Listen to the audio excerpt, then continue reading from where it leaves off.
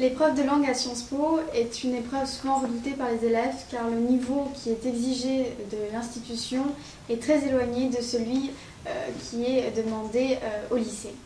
Donc de fait, je vous conseille de vous y mettre dès la classe de première, même pour les élèves ne préparant que le concours commun. Il s'agira pour vous de lire régulièrement la presse internationale, The Economist, The Washington Post. Vous avez un large choix de journaux à votre disposition sur Internet. D'autre part, ne redoutez pas la mise à l'essai de l'écrit. Justement, en parlant d'essai, c'est un exercice tout à fait particulier et nouveau pour vous. Et je vous conseille de vous y entraîner et de repérer vos fautes régulières et répétitives. Notez-les dans un carnet, par exemple, et retenez-les afin de ne pas les reproduire.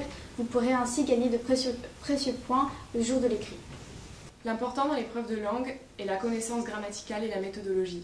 Pour la connaissance grammaticale, beaucoup de méthodes sont bonnes pour pouvoir s'améliorer, lire la presse, lire des livres ou encore regarder des films ou séries.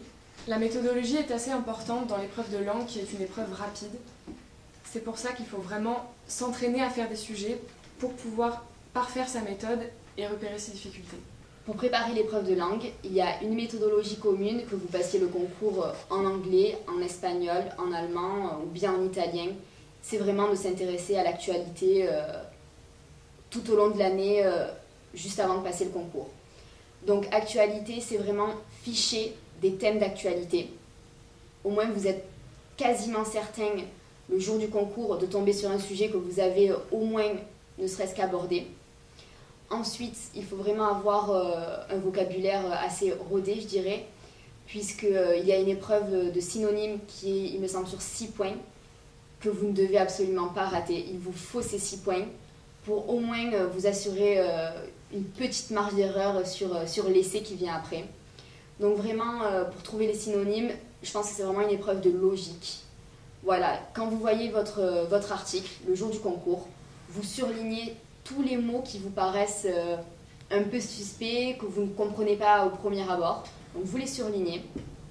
Vous regardez la liste de synonymes que vous devez trouver dans le texte, sachant qu'en règle générale, ils sont dans l'ordre du texte. Puis après, il faut procéder vraiment par logique et par déduction. Vous remplacez le synonyme en question dans la phrase en question et vous voyez si ça fonctionne.